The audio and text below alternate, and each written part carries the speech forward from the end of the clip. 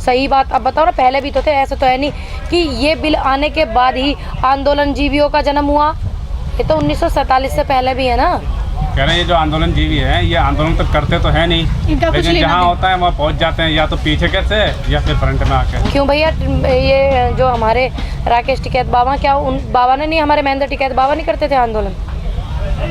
बताइए आप, जवाब दीजिए। प्रधानमंत्री जी कह रहे हैं पहुँच जाते हैं हर आंदोलन। अब एक बात बताओ, कुछ लोग हर जगह पहुँच जाते हैं, आने वाले फ्यूचर में हम भी पहुँचने वाले हैं भैया, तो जवाब तो देना पड़ेगा ना, जवाब देना तो पड़ेगा ही। अगर आने वाले कल में हम भी पहुँचेंगे इंगे तिंगे, मानो किसी के साथ कुछ गलत हो रहा, और जो आंदोलनकारी व्यक्ति होते हैं जिनको लोग जान जाते हैं और जिनको नहीं जानते वो आंदोलनकारी हो जाते हैं, तो वो ठीक से उनकी बात का समर्थन कर सकते हैं। किसी के साथ गलत हो रहा तो इसमें क्या गलत है कि अगर कोई आंदोलनकारी व्यक्ति किसी के साथ गलत हो रहा उसको सहयोग कर सके, इसमें कुछ गलत है? असली नहीं है, कहने का मतलब उनका है कि अब क्या देश में आंदोलनकारी असली और नकली के सर्टिफिकेट बनने चालू हो गए? जैसे किसानों के बन रहे हैं। बताइए आप, अभी तक तो किसानों के सर्टिफिकेटों से फुर्सत नहीं मिली ना, अब ये नए सर्टिफिकेट को नाम दिया असली और नकली। अच्छा, प्रधानमंत्री जी कह रहे हैं ये सही वक्त है कृषि कानून लागू करने का, आप लोग मान जाइए। अच्छा, मुहूर्त में निकलवाया था भैया, मुहूर्त में। जब हम एक चीज को कह रहे हैं, आप हमारे लिए लेके आए हो बिल, ठीक है, आपका सम्मान, लेकिन अब ये जो लोग नहीं चाहते, आप इनको रद्द करके दूसरे बना दो ना। कह रहे हैं जब अच्छा काम होता है लोग विरोध करते हैं। लाल बहादुर शास्त्री का भी विरोध किया था। लाल बहादुर शास्त्री का विरोध सारे जन आंदोलन नहीं हुआ, जो हरित क्रांति का विरोध था वो है ना, पूरा का पूरा जन आंदोलन नहीं हुआ था, कुछ लोग चंद लोगों ने करा था। अब ये पूरे देश में आंदोलन चल रहा, जन आंदोलन हो गया, अन्नदाता सब अन्न खामे भैया। बताओ अब आप, वो मैटर दूसरा था। अब लाल बहादुर शास्त्री जैसे हमारे पूर्व प्रधानमंत्री जी हैं, उनकी नीतियों पे ये चल लेते तो आज दुविधा ही ना होती। सारे के सारे जो नेता हैं सत्ता में, जो हैं, जो बवाल कराने के लिए उल्टे सीधे बयानबाजी करते हैं, वे भी, और ये भी सारे चल लेते तो नीति अलग हो जाती ना देश की। जब ये लाल बहादुर शास्त्री जी को इतने, उनके विचारों को इतना समर्थन करते हैं। कह रहे हैं सोच बदलती, जैसे जैसे देश आगे बढ़ता है या दुनिया आगे, सदी आगे बढ़ती है, सोच बदलती है। उस टाइम उन्होंने किया था, अब सदी बदल रही, सोच विचार बदल रहे हैं, इसलिए नए नए कानून लाना भी जरूरी है। अच्छा, नए नए कानून ऐसे लाने जरूरी हैं जो इतने प्यार से आपको हर मोदी घर घर मोदी करके हमने बिठाया, और हम आज आपसे सवाल कर रहे हैं और आपसे समस्या का समाधान मांग रहे हैं, और आपकी सरकार हमारे साथ इतना कट्टर रवैया अपना रही है। प्रधानमंत्री का यही कहना है कि आप लोग समस्या ही नहीं बता रहे हैं, ये बताते हैं कि आंदोलन कैसे चल रहा है। पूरे बाहर से भी नोट, बाहर काला बताऊंगी, घबराओ मत, और बता के जब जाऊंगी यहाँ पे, और बता के भी आई हूँ, ठीक, पूरे देश में। आप इसमें क्लोज नंबर 7 है, वो पढ़ लेना, और जिन लोगों ने नहीं पढ़ा हो, कॉपी मेरे पास रखी है, मैं भिजवा दूंगी, जिनके पास ये कॉपी ना हो मैं भिजवा दूंगी भैया, फोटो कॉपी करवा के। क्लोज नंबर 7 पढ़ लेना, क्लोज नंबर 3 का पैरा नंबर 4 पढ़ लेना, क्लोज नंबर कॉन्ट्रैक्ट फार्मिंग में 2 पढ़ लेना, पता लग जाएगा। अब देखो पूरा आंदोलन हो रहा है, सारे के सारे मेरे जैसे युवा भी, बुजुर्ग भी, और जो कट्टर किसान जिन्हें कहते हैं, जो खेती कर रहे हैं मजबूती से, वे भी बताने लग रहे। कितनी दुविधा की बात नहीं है ये कि माननीय मोदी जी को ये बात पता नहीं है कि ये तोमर साहब ने कही ये बात कि काले के आम समझ में नहीं आ रहा। कितनी दुविधा की बात है कि आप लोग समस्या नहीं बता रहे, उन्होंने बता तो दी समस्या हमसे होती है, गलती सबसे होती है, हम सुधारने के लिए तैयार हैं। आप लोग जो जो क्लॉज बता रहे हैं वो बताइए। जो बता तो दी, 4 बार बताऊं। दूसरी बात, अब इसमें आपने एक चीज देखी है, एक क्लोज नंबर 2 में साफ साफ लिखा, गेहूं चावल अन्य फसलों के जो दाम है, जब तक 50% 100 से 150 पे ना आ जाएगा ना, जब तक वो पक्का ही नहीं होगा। अब आम आदमी कैसे खरीदेगा तुम ही बताओ। क्लोज नंबर 2 में लिखा हुआ, आप पढ़ लेना अगर आपने नहीं पढ़ा हो तो। सीधा मेरी वो पार्लियामेंट वाली भाषा में दूसरे तरीके से लिखा, मैंने गांव वाली भाषा में सीधा उदाहरण दे दिया आपको। आप लोग मिलना क्यों नहीं चाहते प्रधानमंत्री? हम मिलना चाहे, मैं बताओ एड्रेस हम जाएंगे, ठीक है जी। मेरी अगर आवाज किसी तक जा रही हो तो मैं माननीय मोदी जी से मिलना चाहती हूँ, और उन्हें बताऊंगी कि हमारे किसान जो है, शायद आप तक उनकी समस्या नहीं पहुंची, क्योंकि वो ही कह रहे हैं ना, पता नहीं है, ये समस्या रखूंगी, ये समस्या जी, ये बात है, ये खराबी हो रही है, इनको ये महसूस हो रही है। तो मैं, अगर मेरी वीडियो पहुंचे माननीय मोदी जी से, मेरा अनुरोध है कि मैं मिलना चाहती हूँ। आप कह रहे हो किसान मिलना नहीं चाहता, मैं खुद आपसे स्पेशली मिलना चाहूँ जी, और मैं आपको बता दूंगी ये दिक्कत उन्हें हो रही है, इसलिए वो आंदोलन कर रहे हैं, इसलिए वो इन बिलों के समक्ष नहीं बैठे हुए हैं, विपक्ष में बैठे हुए हैं। उन्होंने कहा कि ये लेफ्ट वाले हैं, पहले ये कांग्रेस के पीछे थे, उन्हें गालियां देने पे लगे हुए थे, अब बीजेपी को गालियां देने के लिए लगे हुए हैं। भैया बीजेपी को गाली कौन दे रहा? मैंने क्या बीजेपी को गाली दी? नहीं दी। मैं इन बिलों के विरोध में हूँ, जो बिल ये आए हैं। मैं किसी पार्टी के विरोध में नहीं हूँ, ना मैं इनके विरोध में हूँ। सवाल ये कि वो लेफ्ट वाले आपको बता रहे हैं, आप एक बात बताओ, ये बात तो इन्हें स्वीकारनी पड़ेगी भैया, आंदोलन जब देश में होता विपक्ष वाले आते हैं। ये नहीं गए थे क्या जब कांग्रेस के खिलाफ आंदोलन हुआ था, सिलेंडर धर धर के यहाँ पे कंधे पे, ये भी तो गए थे। ये तो इन्हें स्वीकारना पड़ेगा। जब भी कोई सरकार होती है देश में और उसके खिलाफ देश में जब आंदोलन चलता है तो विपक्ष आता है सहयोग करने के लिए। ये भी तो आए थे हमें सहयोग करने के लिए। आप विपक्ष की बात कर रही हैं, जब पक्ष आ गया था नंद किशोर गुर्जर तो क्या दिक्कत हो गई थी? क्या कही उन्होंने? इन बातों से दिक्कत हुई? बात सुनिए आपने उनकी, क्या कही बात ने उनकी, सुन के यहाँ आती क्या कही उन्होंने?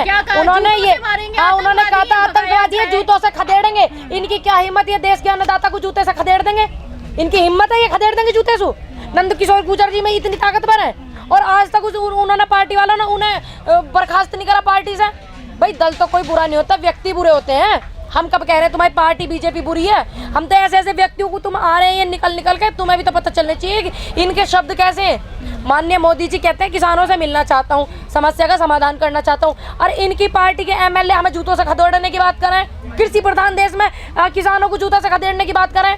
आप लोग एमएसपी की बात करते हैं, आज ना मोदी जी ने कहा है कि एमएसपी था, है और रहेगा। कहाँ है वो? एमएसपी की गारंटी फिर से दी गई। फिर से गारंटी कैसे दी गई? लिखत में?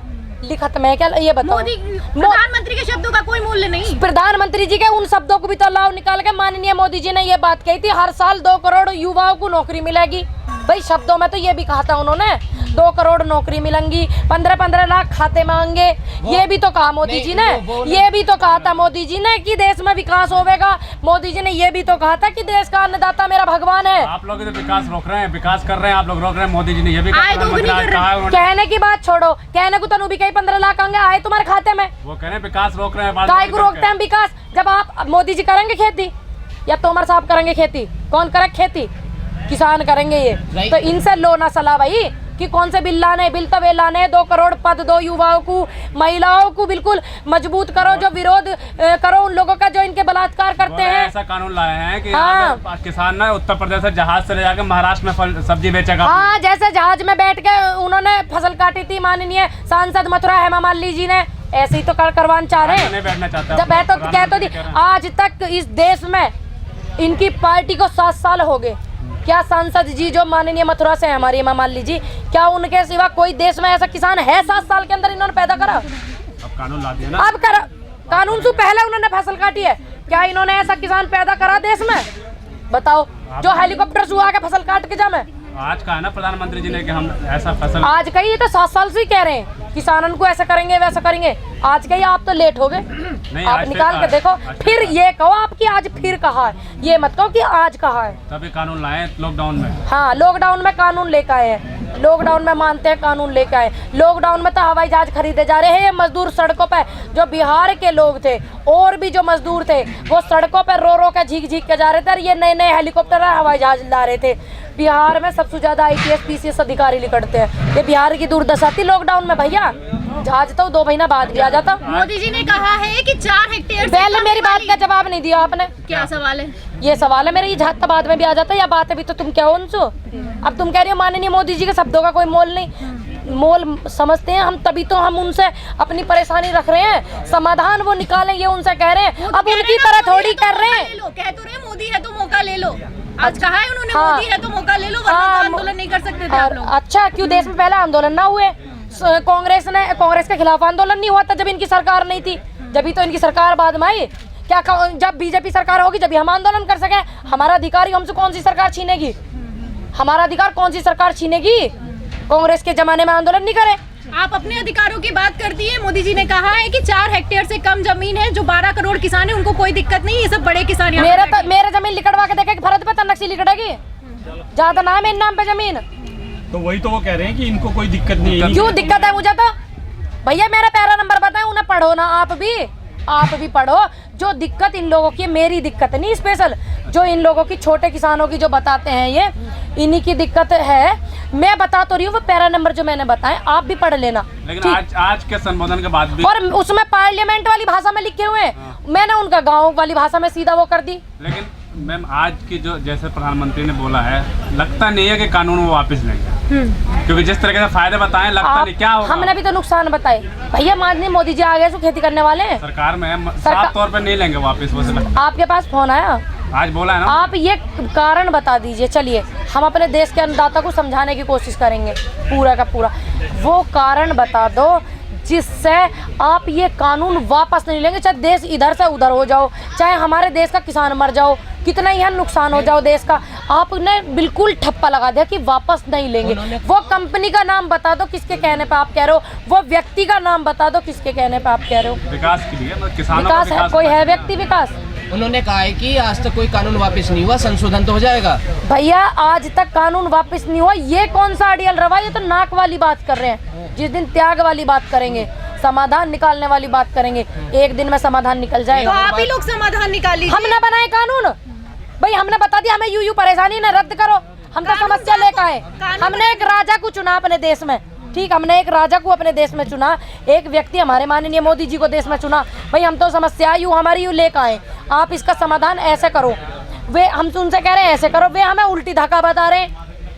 उल्टी कहाँ, सीधी तो बता रहे, कह रहे आपको, आपने कहा समाधान करो, उनका संशोधन कर रहे हैं। संशोधन का क्या मामला यो, ऐसा कारण बता दो वो वाला जो सिर्फ संशोधन के लिए कह रहे हैं, बिल हमारे लिए लेकर हमें बिल ये रद्द करवाने, हमारे कहने पे बिल ये रद्द नहीं कर रहे हैं, वो भी तो कारण बताओ। भाई हमारे लिए बिल लाए, अपने लिए थोड़ी लाए स्पेशल, अन्नदाता के लिए बिल आए हैं ये, आज भी क्या कारण है? वो संशोधन पे ही अटके हुए।